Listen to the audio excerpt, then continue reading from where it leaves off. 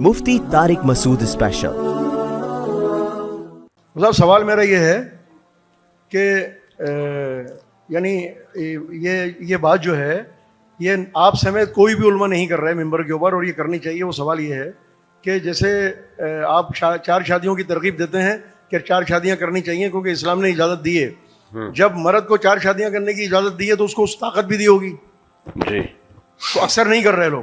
اور اگر کوئی کرنا چاہتا ہے بیوی کی موجودگی کے اندر تو بیوی کہتی ہے کہ نہیں ایسا نہیں کر سکتے آپ، اب وہ بیوی کے ڈر کی وجہ سے یا کسی وجہ سے بھی وہ نہیں کرتا، تو اب اس کی جو شہوت ہے وہ شہوت میں نے سنا ہے علماء سے، اور اس کو ذرا واضح کر دیجیے گا کہ اگر اس نے اپنی بیٹی کو شہوت کی نظر سے دیکھ لیا یا اس کا ہاتھ پکڑ لیا تو اس کی اپنی بیوی نکاح سے چلی جائے گی، ایسا ہے؟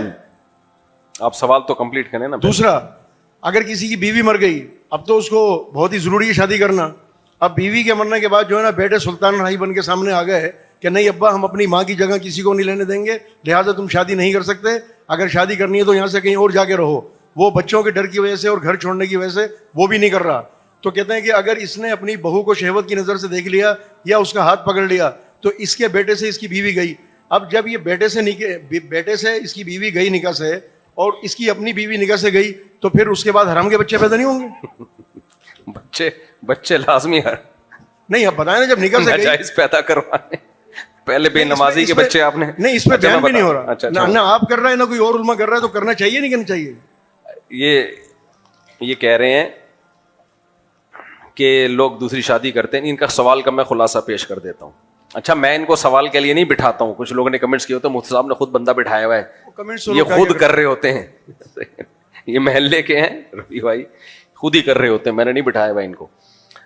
ان کا سوال یہ ہے کہ دوسری شادی مرد کرتا نہیں ہے، طاقت اللہ نے اس میں 4 کی رکھی ہے، پھر جب دوسری شادی نہیں کرتا تو پھر وہ اپنی اللہ معاف فرمائے کہتے ہوئے بھی عجیب سا لگتا ہے۔ بیٹیوں کی طرف بھی بعض لوگ غلط نیت سے دیکھتے ہیں، تو جب بیٹی کی طرف خدا نخواستہ کوئی ایسی نیت سے دیکھے گا تو بیوی حرام ہو جائے گی۔ دیکھیں، پہلی بات تو یہ ہے کہ چاہے ایک شادی ہو چاہے ایک بھی نہ ہو، بیٹی اتنا مقدس رشتہ ہے کہ اس کی طرف کوئی بھی بری نیت سے نہیں دیکھتا، نہ اس کو چھونا تو دور کی بات، کوئی اگر دیکھ رہا ہے نا تو وہ انتہائی پرلے درجے کا غلیظ شیطان ہے، وہ 4 شادیوں سے بھی اس کی ٹھڑک پوری نہیں ہوگی، کیونکہ یہ مقدس رشتہ ہے، اس پہ کوئی نظر پڑ ہی نہیں سکتی ایسی۔ تو اس لیے کسی کی ایک بیوی ہے اور وہ کہہ رہا ہے چونکہ مجھے دوسری کی اجازت نہیں ملی تو بیٹی پہ غلط، تو میں مجبور تھا۔ بھائی کوئی مجبور نہیں ہوتا اتنا، یہ تو انتہائی غلیظ پلید گدھے گھوڑوں سے بھی بدتر لوگ ہوتے ہیں جو یہ حرکت کر رہے ہوتے ہیں۔ اس لیے اس کو یہ فیور دینا کہ چونکہ دوسری کی سوسائٹی میں اجازت نہیں ہے تو اس لیے جناب وہ بعض لوگ یہ کر لیتے ہیں، ایسا نہیں ہے۔ دیکھو، جتنی بھی قوت ہو انسان میں، شہوت ہو، کسی مرد پہ کبھی دل نہیں آتا۔ مرد پہ دل آئے گا ان لوگوں کا جو گے ہوں گے، جو ہوں گے یہ قوم لوط میں مبتلا لوگ ہوں گے، کیونکہ یہ فطرت نہیں ہے نا۔ اور ایسا آدمی شادی کر بھی لینا تو بھی اس کو لڑکوں کی عادت ختم نہیں ہوتی، وہ گندے لوگ ہوتے ہیں۔ تو ایسے ہی بہن، بیٹی، ماں، یہ بہت پیارے مقدس رشتے ہوتے ہیں، لیکن اگر کسی کا دل ہے تو وہ غلیظ آدمی ہے۔ باقی جو دوسرا مسئلہ ہے، یہ ضرور ہے کہ دوسری کی اجازت نہ ہونے سے مردوں کو بعض دفعہ سیٹسفائی نہیں ہوتے، وہ برائیوں کی طرف جاتے ہیں، وہ گناہ کرتے ہیں۔ باقی رہا مسئلہ جو حرمت مصاہرہ کا ہے کہ بیٹی کی طرف کسی نے شہوت کی نیت ڈالی، شہوت سے دیکھا تو بیوی حرام ہو جاتی ہے، تو شہوت سے دیکھنا کبیرہ گناہ ہے، لیکن دیکھنے سے حرام نہیں ہوتی۔ خدا نخواستہ اس نے شہوت سے ہاتھ لگایا اور ہاتھ لگانے کے بعد شہوت اور بڑھ گئی، اس کی پوری تفصیل ہے، تو اس سے بیوی حرام ہو جاتی ہے۔ اور اسی طرح خدا نخواستہ سسر اور بہو میں کوئی ایسا ریلیشن ہو جائے تو وہ بہو اس سسر کے بیٹے پہ حرام ہو جاتی ہے، اس کو حرمت مصاہرہ کہتے ہیں۔ ابراہیم نخعی بہت بڑے تابعی تھے، ان کی بھی یہی رائے تھی، جو امام بخاری جن کا بہت عزت کے ساتھ نام لیتے ہیں، بڑے بڑے اسلاف میں بہت سے ایسے گزرے جن کا یہی، اور یہ دلیل کے لحاظ سے بھی بہت مضبوط موقف ہے۔ لیکن یہ مسئلہ جب بھی میں نے حرمت مصاہرہ کا بیان کیا ہے نا، کہ بیٹی پر خدا نخواستہ کسی نے غلط ریلیشن قائم کیا، یا داماد اور ساس کا یا سسر بہو کا، تو اس سے ہوتا یہ ہے کہ لوگ وہمی بن جاتے ہیں، وہمی لوگ فون کرتے ہیں، وہمی تنگ کرتے ہیں، مجھے یہ خیال آیا، مجھے پاگل ہو جاتے ہیں، خود بھی پاگل ہوتے ہیں، دوسروں کو بھی پاگل کرتے ہیں۔ تو اس میں خدا نخواستہ اول تو ہماری سوسائٹی میں ایسا ہوتا نہیں ہے، لیکن اگر ہو گیا ہو تو خود سے فتویٰ دینے کے بجائے کسی قریبی مستند دارالفتہ سے، دارالعلوم کرنگی ہے، بنوری ٹاؤن ہے، جامعۃ الرشید ہے، اسی طرح جامعہ اشرفیہ لاہور میں جو بھی مستند دارالفتاء ہیں, یہ بڑے بڑے ادارے ہیں جہاں مستند مفتی بیٹھتے ہیں, وہاں پوری سچویشن لکھ کے دے اور پھر ان سے تحریری فتویٰ لے. تو صرف ایک کلپ سن کے یا علماء کا بیان سن کے فیصلہ نہ کرے. باقی رفیع بھائی نے پھر یہ جو کہا ہے کہ پھر بچے حرامی پیدا نہیں ہوں گے, تو رفیع بھائی بچوں کا پیچھا چھوڑ دو. ٹھیک ہے, دیکھو مسئلہ یہ ہے کہ شریعت میں جو جس عورت سے زنا ہو جائے نا, تو پھر جو بچہ پیدا ہوگا وہ ولد الزنا ہی ہوتا ہے, ناجائز بچہ پیدا ہوتا ہے وہ ولد الزنا ہوتا ہے. گرل فرینڈ سے جو بچہ پیدا ہوتا ہے وہ حرام ناجائز ہی ہوتا ہے. لیکن حرمت مصاہرہ ہو گیا. اب اس میں چونکہ بہت مسائل میں پیچیدگی ہے, تو ایک آدمی کا تعلق ہوا خدا نخواستہ اللہ نہ کرے اپنی بیٹی کے ساتھ, اور پھر وہ اپنی اس بیٹی کی ماں سے بھی تعلق قائم رکھتا ہے, تو ماں تو حرام ہو جاتی ہے. اب بچہ جو پیدا ہو رہا ہے تو اس میں بھی فوراً اس کے ناجائز ہونے کا فتویٰ نہیں لگایا جائے گا, اس میں بھی دارالفتاء سے رجوع کیا جائے گا, کیونکہ شریعت نے بچے کو فیور بہت دیا ہے اس میں. حتی الامکان شریعت چاہتی ہے بچہ ناجائز نہ ہو, حلال ہی اس کو حلال قرار دیا جائے. تو اب یہ اگر میں ڈیٹیل میں گیا تو پھر عوام کی مینٹالٹی سے اوپر کی بات ہو جائے گی کہ اس بچے کو حلال کیوں قرار دیا جائے گا, وہ آپ کے لیول سے اوپر کی بات ہو جائے گی. تو ہر چیز عوام میں ڈسکس کرنے کی نہیں ہوتی. بس اتنی بات ہے کہ بیٹی سے باپ کا ناجائز ریلیشن ہو گیا, یا سسر کا بہو سے ہو گیا, یا داماد اور ساس سے ہو گیا, تو میاں بیوی کا رشتہ ختم ہو جاتا ہے. لیکن یہ کس نوعیت کا ریلیشن ہے یہ خود فیصلہ نہ کریں. پہلی بات, ہوا کیوں ہے ریلیشن, یہ غلط ہے نا بھائی. بہو کو بیٹی کی نیت سے دیکھیں, بہو کو ہاتھ ہی نہیں لگائیں آپ. لوگ کیا کر رہے ہوتے ہیں, بہو آئی ہے تو اس کے ایک صاحب تو اپنی بہو کی چوڑیاں ہاتھوں میں ڈال رہے ہوتے تھے پکڑ کے, میں بہو کے لیے گفٹ لے کر آیا ہوں. یہ بے غیرتی ہے یار, بے شرمی ہے. آپ بہو کے لیے گفٹ لے کر آئے, اپنے بیٹے کو بولو کہ بہو کے ہاتھ میں ڈال دے. وہ تو سسر کو چاہیے بہو کے سر پہ ہاتھ رکھے, بس اس سے زیادہ اس سے فری ہونے کی کوشش نہ کرے. بیٹی جب بڑی ہو گئی, جوان ہو گئی, تو اس کے سر پہ, پیشانی پہ پیار کر لے, سر پہ پیار کر لے. گلے ملنا بیٹی سے یہ ویسے بھی شرم و حیا کے خلاف ہے, غیرت کے بھی خلاف. داماد صاحب حج کر کے آ رہے ہوتے ہیں, ساسیں لپٹ رہی ہوتی ہیں داماد سے ایئرپورٹ پہ, کیا بے شرمی ہے یار. تو غلط ہے یہ. تو بس سر پہ ہاتھ رکھ لے, ساس کیا کرے, داماد کے سر پہ ہاتھ رکھے, بس اتنا ہی ہونا چاہیے. تو اس سے زیادہ نہ. ایک بات یہ تھی کہ مقصد یہ ہے کہ کم از کم اتنا تو بتایا جائے نا کہ جیسے جب کہتے ہیں کہ 60 سال کا ایک کافر جس نے ساری زندگی کفر میں گزاری ہو اور وہ صدقے دل سے کلمہ پڑھ کے مسلمان ہو رہا ہے, تو مسلمان کب کافر ہو رہا ہے یہ بھی تو بتانا چاہیے نا, کہ مطلب کون سے ایسے کفری لفظ کہہ دیا اس سے کافر ہو گیا. جیسے اگر قادیانی جو ہے نا ایمان کے اوپر ڈاکہ مارتے ہیں, شک پیدا کرتے ہیں. اگر کسی قادیانی دوست سے کسی دوست نے یہ سوال کر لیا, جو میں نے سنا ہے علماء سے, کہ اچھا یار یہ اس کی مرزا کی جو ہے نا نبوت کی دلیل بتا, تو علماء کہتے ہیں وہ ایمان سے گیا, صرف ایک جملے کے اوپر. تو جب یہ ایمان سے گیا تو پھر آگے کیا ہو؟ ایمان سے گیا, پھر بیوی نکاح سے گئی, پھر بچے. یہی ہے نا صحیح. جو مسلمان ایمان سے جا رہا ہے تو اس کی بیوی نکاح سے جائے گی کہ نہیں جائے گی؟ جائے گی, جائے گی. اچھا چلیں.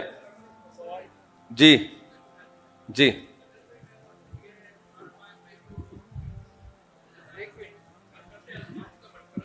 جی جی پیار سے سمجھایا ہے جی. 2 کرو 3 کرو 4 کرو, انصاف نہ کر سکو تو 1 پہ رہو. جی. تو یہ رعایتی ایک جو ہے وہ رعایتی پیکیج ہے.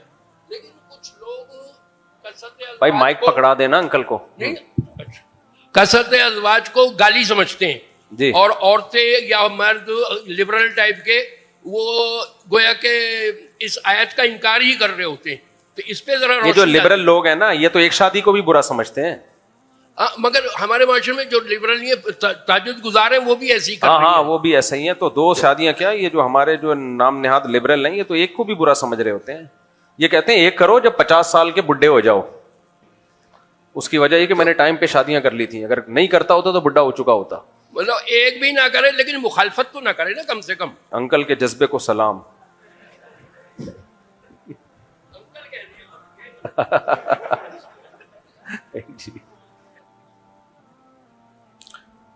دولہا کا نام رفعت علی, آپ ہیں؟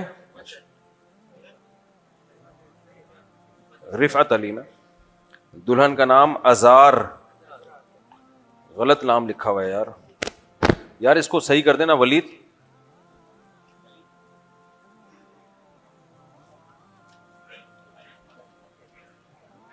عذرا بنت عالم زیب, 50,000 روپے مہر ہے. دلہن کے وکیل کون ہیں؟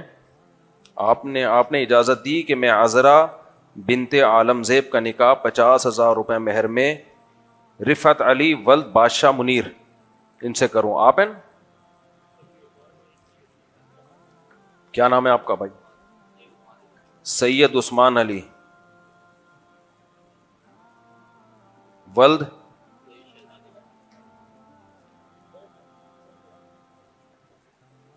دلہن کا نام سیدہ شفق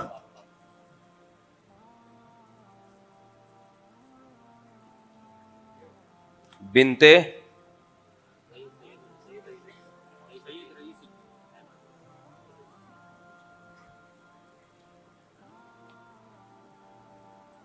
اور مہر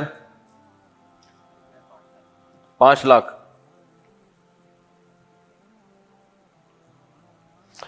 دلہن کے وکیل کون ہیں؟ آپ ہیں. آپ نے اجازت دی 5 لاکھ روپے محل میں سیدہ شفق فاطمہ بنت سید رئیس الدین احمد کا نکاح سید عثمان علی ولد سید شہزاد علی سے کروں. اجازت ہے؟ ٹھیک. ہاں انہوں نے بتا دیا اجازت. آپ ہیں نا وکیل؟ الحمد للہ نحمده ونستعینه ونستغفره ونؤمن به ونتوکل علیہ ونعوذ باللہ من شرور انفسنا ومن سیئات اعمالنا من يهده الله فلا مضل له ومن يضلله فلا هادي له ونشهد ان لا اله الا الله وحده لا شريك له ونشهد ان سيدنا وحبيبنا وشفيعنا وسندنا محمدا عبده ورسوله صلی اللہ تعالی علیہ وعلى آلہ واصحابہ وبارک وسلم تسلیما کثیرا کثیرا. اما بعد فاعوذ باللہ من الشیطان الرجیم. بسم اللہ الرحمن الرحیم. یا ایہا الناس اتقوا ربکم الذی خلقکم من نفس واحدۃ وخلق منها زوجها وبث منهما رجالا كثيرا ونساء واتقوا الله الذي تساءلون به والأرحام إن الله كان عليكم رقيبا. وقال تعالى يا أيها الذين آمنوا اتقوا الله وقولوا قولا سديدا يصلح لكم أعمالكم ويغفر لكم ذنوبكم ومن يطيع الله ورسوله فقد فاز فوزا عظيما.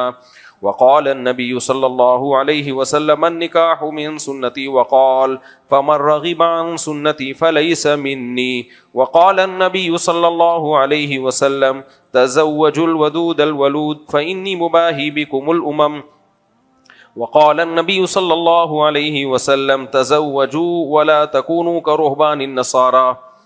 جناب رفعت علی ول بادشاہ منیر، میں نے 50,000 روپے مہر میں آپ کا نکاح عذرا بنت عالم زیب سے کیا. آپ نے اس نکاح کو قبول کیا؟ قبول. جزاک اللہ جی، اللہ مبارک کرے. سید عثمان علی ولد سید شہزاد علی، میں نے 5 لاکھ روپے مہر میں آپ کا نکاح سیدہ شفق فاطمہ بنت سید رئیس الدین احمد سے کیا. آپ نے اس نکاح کو قبول کیا؟ قبول ہے. جزاک اللہ. دعا کریں جی اللہ ان دونوں نکاحوں میں برکت دے. الحمدللہ رب العالمین والعاقبۃ للمتقین والصلاۃ والسلام علی رسولہ الکریم وعلی آلہ وصحبہ اجمعین. اے اللہ ان دونوں نکاحوں کو اپنے دربار میں قبول فرما. ان نکاحوں کی برکتیں ان دونوں جوڑوں کو تادم حیات نصیب فرما. ان نکاحوں کو ان کے خاندانوں میں جوڑ کا محبتوں کا ذریعہ بنا. ہر طرح کی بدگمانی سے، شیطان کے فتنوں سے، لڑائی جھگڑوں سے اللہ ان کی حفاظت فرما. جس کی جو جائز مراد ہے اللہ اس کی مراد کو پورا فرما. ربنا آتنا فی الدنیا حسنۃ وفی الآخرۃ حسنۃ وقنا عذاب النار. صلی اللہ تعالی علی خیر خلقہ محمد وعلی آلہ وصحبہ اجمعین. اللہ بہت مبارک کرے ماشاءاللہ. اللہ مبارک کرے ماشاءاللہ. مفتی صاحب شادی یا گھر کے کی تعمیر کے لیے سودی قرضہ لینا جائز ہے؟ جائز نہیں ہے. سودی قرضہ لینا کب جائز ہے؟ صرف اس صورت میں جائز ہے جو کھانے کے لالے پڑ جائیں یا کرائے پہ رہنے کے لیے بھی گھر نہ ہو، روڈ پہ آ کے پڑے ہوئے ہوں. تو ایسی مجبوری میں حلال قرضہ کوئی نہ دے رہا ہو تو سودی قرضہ لینے کی ایسی شدید مجبوری میں گنجائش ہے. لیکن ایسی مجبوری آج کل ہوتی نہیں ہے لوگوں کو. اور ویسے بھی بینک تمہیں تھوڑی دے گا سودی قرضہ. وہ پہلے دیکھتا ہے، وہ مالداروں کو دیکھتا ہے، غریبوں کو تھوڑی دیتا ہے.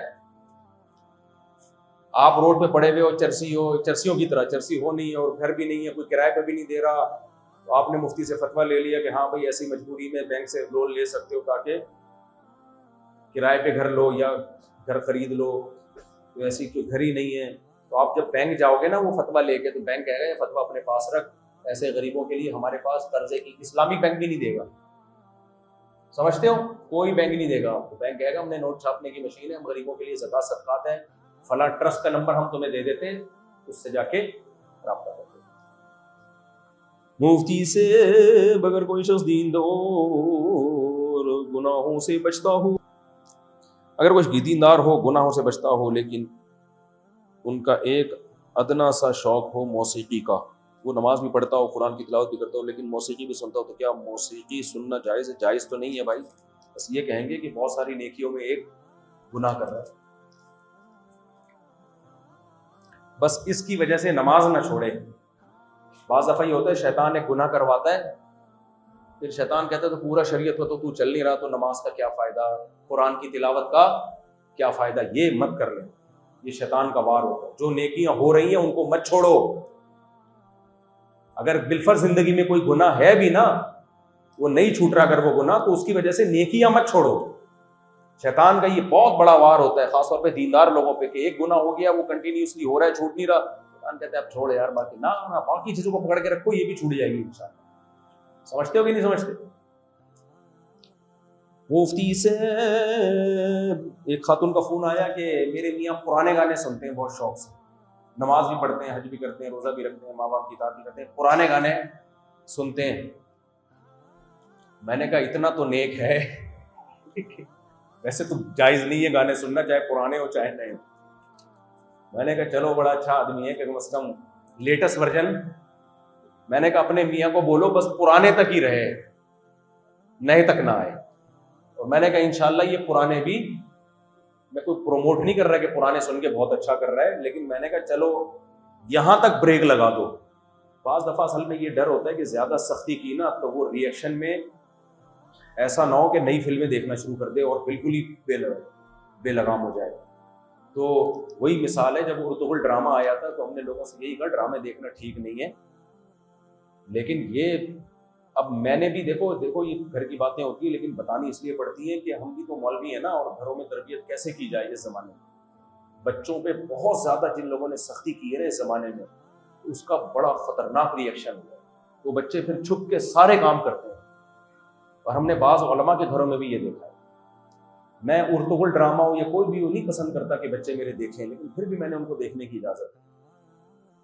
کیوں نہ ہم انٹرنیٹ بند کر سکتے ہیں اس زمانے میں گھروں میں؟ اگر آپ بند کرو گے، سب گھروں میں انٹرنیٹ موجود ہے، آپ کا بچہ بالکل دنیا سے پیچھے رہ جائے گا۔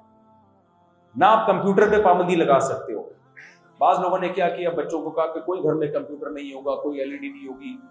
بچے جب ہر جگہ دیکھتے ہیں، اپنے کزنوں کے ساتھ کے جا رہے ہوتے ہیں، ان کے گھر 24 گھنٹے ٹی وی چل رہا ہے، ان کی زندگی میں انٹرٹینمنٹ ہے، ادھر گئے ادھر دیکھا، کارٹون بھی چل رہے ہیں، فلمیں بھی چل رہی ہیں، ڈرامے بھی، جب اپنے گھر میں آگے دیکھتے ہیں تو صرف تہجد کا ماحول نظر آئے گا ان کو، اور کوئی انٹرٹینمنٹ نہیں ہے۔ تو 100 میں کوئی ایک بچہ تو ہوگا جو حسن بصری جیسا نکل آئے، 99% وہ اپنے باپ کو بیوقوف سمجھتے ہیں، اپنی ماں کو بیوقوف، اور پھر وہ سمجھتے ہیں کہ یار پھر وہ ایسا بگڑتے ہیں کہ اللہ کی پناہ۔ تو یہ جو جدید چیزیں ہیں، میں ایک مثال سے بات سمجھاتا ہوں، بڑی پیاری مثال ہے۔ ہمارے جامع رشید میں دفعہ اجلاس ہوا کہ بچوں کو بالکل موبائل رکھنے پر پابندی ہو، کسی بھی ٹائم نہ دیا جائے، آئیں اور جب گھر جائیں تو اس پہ بہت ساری آراء ہیں، اس کا یہ فائدہ، اس کے ہمارے استاذ حضرت ابراہیم صاحب نے کہا دیکھو قانون وہ بنایا جاتا ہے جس پر عمل کرنا ممکن بھی ہو۔ ہم نے بالکل موبائل پر پابندی لگا دی، کوئی اینڈرائڈ موبائل تو چلو سمجھ میں آتا ہے، سادہ موبائل پر بھی، تو کیا اس پر عمل ممکن ہوگا؟ کیونکہ موبائل سے سہولت اتنی زیادہ ہو گئی ہے، اتنی زیادہ سہولت ہو گئی ہے، آپ اپنے گاؤں میں، اپنے علاقے میں 2 منٹ کے اندر بات کر کے خیر خیریت معلوم کر سکتے ہیں۔ آپ نے بالکل پابندی لگا دی، طالب علم جا رہا ہے وہاں اب تو وہ PCO ختم ہو گئے نا، پبلک کال آفس، اس زمانے میں تھے، وہاں جا رہا ہے فون کرنے کے لیے، پھر وہاں سے چٹھی لکھ رہا ہے اپنے ابا کے نام، تو یقیناً چوری چھپے جا کے فون کرنے کی کوشش کرے گا۔ تو قانون بناتے ہوئے سب سے پہلے یہ دیکھا جاتا ہے کہ اس پر عمل کرانا ممکن بھی ہے یا نہیں۔ امریکہ، کینیڈا، یہ سب لوگ شراب سے پریشان ہیں، لیکن شراب کو انلیگل نہیں کرتے یہ لوگ، کیوں؟ ان کو پتا ہے کہ کوئی بھی نہیں سنے گا، کیونکہ شراب سے روکنے کی طاقت مذہب کے پاس ہے, قانون کے پاس نہیں ہے. مذہب کی موٹیویشن بڑی پاورفل ہوتی ہے, مذہب روک لیتا ہے, وہ مذہب کو مانتے نہیں ہیں, قانون نہیں روک سکتا شراب کو. برازیل میں نشے کی اجازت دی ہوئی ہے, ان کو پتہ ہے اتنے لوگ نشئی ہو گئے ہیں کہ اگر ہم نے نشے کو انلیگل کیا تو لوگ نشہ تو پھر بھی کریں گے اور ساتھ ساتھ انلیگل کاموں کی ان کو عادت پڑ جائے گی, تو انہوں نے کہا لیگل کر دو. ہمیں یہ ضرورت نہیں ہے کیونکہ ہمارے پاس تو مذہب ہے نا, مذہب کی موٹیویشن ہے پاورفل, وہ نشہ چھڑوا دیتا ہے مذہب.